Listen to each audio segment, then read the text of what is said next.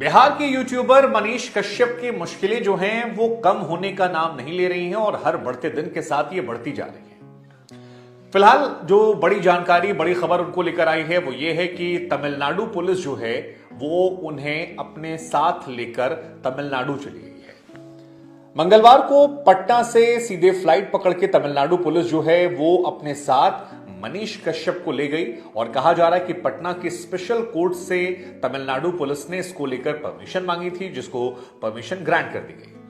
Tamil Nadu police का जो court में तर्क था वो ये था कि जितना नुकसान मनीष कश्यप ने बिहार का किया है उससे कहीं ज्यादा नुकसान उन्होंने तमिलनाडु का किया है, क्योंकि तमिलनाडु के कई इलाकों में मजदूरों ने पलायन कर लिया। आर्थिक तौर पर करोड़ों रुपए का नुकसान हुआ क्योंकि इस खबर से लोग डर गए और बड़ी संख्या में वहां से पलायन कर गए।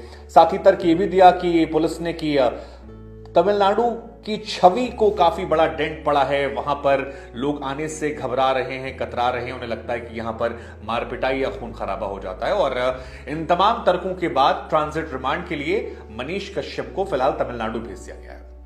बड़ी बात यह कि तमिलनाडु में 13 मामले इस पूरी घटना को लेकर दर्ज हुए, जिसमें 6 मामलों में मनीष कश्यप और उनके चैनल का नाम जो है वो नामजद करवाया गया। और ऐसे में तमिलनाडु पुलिस का ले जाना, वहां जाके पूछताछ करना और उसके बाद उनका नामजद होना, ये उनकी समस्याओं को 18 मार्च को मनीष कश्यप ने जब घर में कुर्की की जा रही थी उस दौरान पेश होकर सरेंडर कर दिया था। तब से 2 बार ट्रांजिट रिमांड पर वहां की पुलिस ले चुकी है। पहली बार 7 दिन के लिए मांगा तो 1 दिन की रिमांड मिली, उसके बाद दोबारा 7 दिन के लिए मांगा, 4 दिन की रिमांड मिली और अभी हाल फिलहाल में जब वो रिमांड खत्म हुई तो उन्हें जेल भेज दिया गया था, जिसके बाद तमिलनाडु पुलिस जो है वो साथ में लेकर जा चुकी है। अब विशेषज्ञ मानते हैं कि बिहार में जो मामले मनीष कश्यप पर दर्ज हैं उसमें उन्हें 5 से 7 साल की सजा हो सकती है अगर वो सारे अपराध साबित हो जाते हैं तो। इन अपराधों में जमानत के लिए उसे 1 महीने का वक्त लग सकता है, क्योंकि जिला जज से वो जमानत मिलेगी नहीं, उसके लिए सेशन कोर्ट जाना पड़ेगा। ये टेक्निकल बातें जो हम आपको बता रहे हैं और इस सारी प्रक्रिया में 1 महीने का वक्त लग सकता है। ये बिहार की बात कर रहे हैं। तमिलनाडु में क्योंकि कई मामले और दर्ज हैं तो वहां पर भी अगर मामले साबित होते हैं तो मुश्किलें बहुत ज्यादा बढ़ सकती हैं। लेकिन फिलहाल मनीष कश्यप का जो फोन है वो नहीं मिला है और वो फोन बहुत इंपॉर्टेंट सबूत है, क्योंकि पुलिस ये कह रही है कि जिस फोन से वीडियो शूट किया गया था या फिर वीडियो अपलोड किया गया था, अपलोड शायद सही शब्द होगा, वो फोन अब तक नहीं मिला है।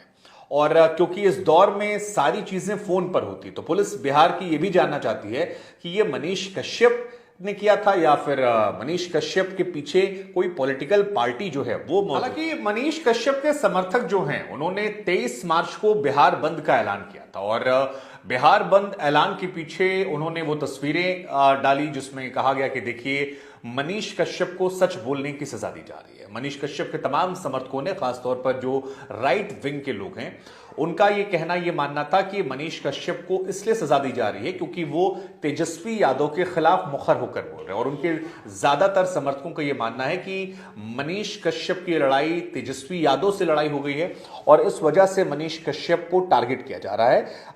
बहुत सारी तस्वीरें भी निकल कर आई जिसमें मुंह पर कपड़ा बांधा गया था या मनीष कश्यप के हाथों में हथकड़ियां थी।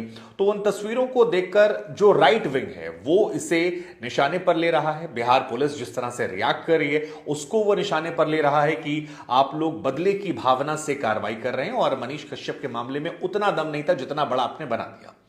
कई लोगों का यह मानना है कि मनीष कश्यप को इससे पॉलिटिकली बहुत फायदा होगा, उनके पीछे लोग होंगे।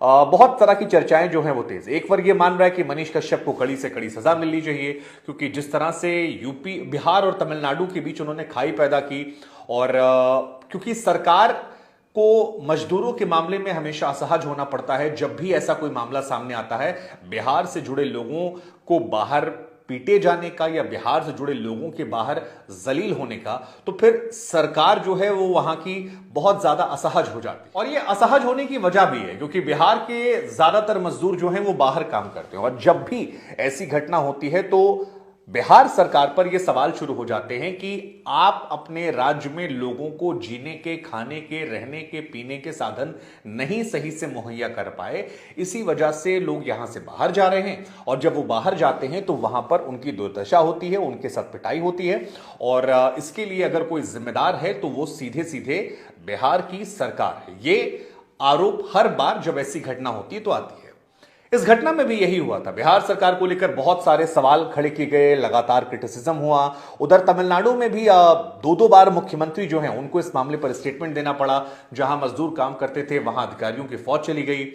बीजेपी ने इस मामले को कैश करके मनीष कश्यप के समर्थन में कई बार उनके नेताओं से रिश्ते की बात आई और कई जो उनके छोटे नेता थे वो सोशल मीडिया पर लगातार सपोर्ट करते नजर आए।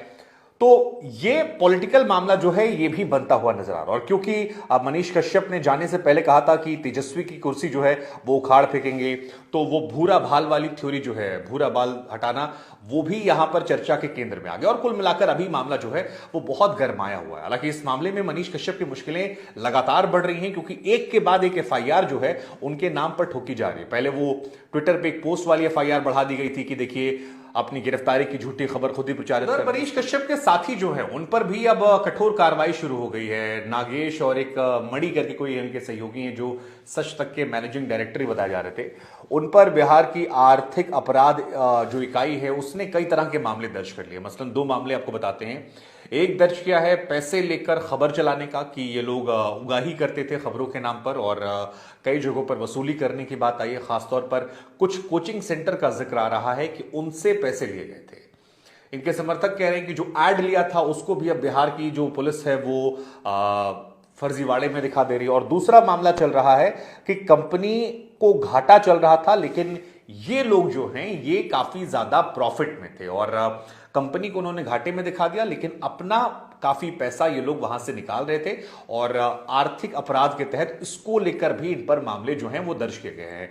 ये जो मणि हैं ये फरार चले थे, इन्हें पकड़ लिया गया है। नागेश को पहले ही पकड़ लिया गया था और भी कई लोग जो इनके समर्थन में कैंपेन चला रहे थे उन पर भी सख्ती दिखाने की कोशिश की गई है।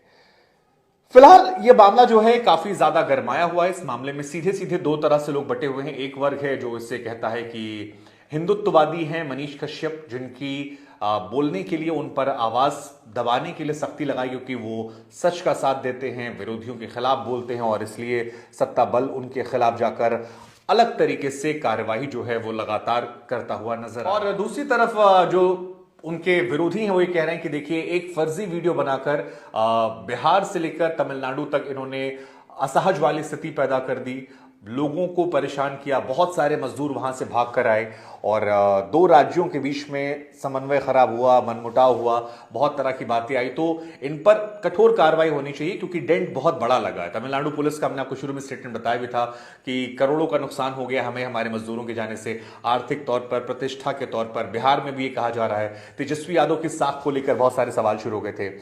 लेकिन इस मामले में पुलिस और अपराध के अलावा एक इसका सियासी पहलू भी है, जिसमें साफ साफ नजर आ रहा है कि सत्ता पक्ष के लोग जो हैं अभी, मतलब तेजस्वी यादव के साथ जो लोग हैं, वो मनीष कश्यप को लंबे समय तक जेल में देखना चाहते हैं।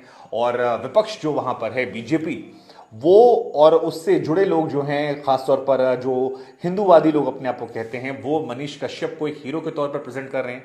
और जब से ये घटनाएं हुई हैं तब से मनीष कश्यप के सोशल मीडिया पर फॉलोअर्स की संख्या जो है वो भी बहुत ज्यादा बढ़ गई है। मतलब काफी बड़ी संख्या में लोग उनके पास आए हैं, जुड़े हैं। तो दोनों तरफ से सियासत जो है वो जारी है। हमें लगा कि हम आपको बताते हैं, और तमिलनाडु पुलिस जो लेकर गई है मनीष कश्यप को, इसको लेकर आप क्या सोच रखते हैं वो आपसे जानते हैं। फिलहाल हमने कोशिश की कि ईमानदारी से बात आपके सामने रखी जाए। आपकी क्या सोच है पूरे मनीष कश्यप प्रकरण को लेकर, कमेंट सेक्शन में हमें जरूर बताइएगा। जय हिंद, जय भारत।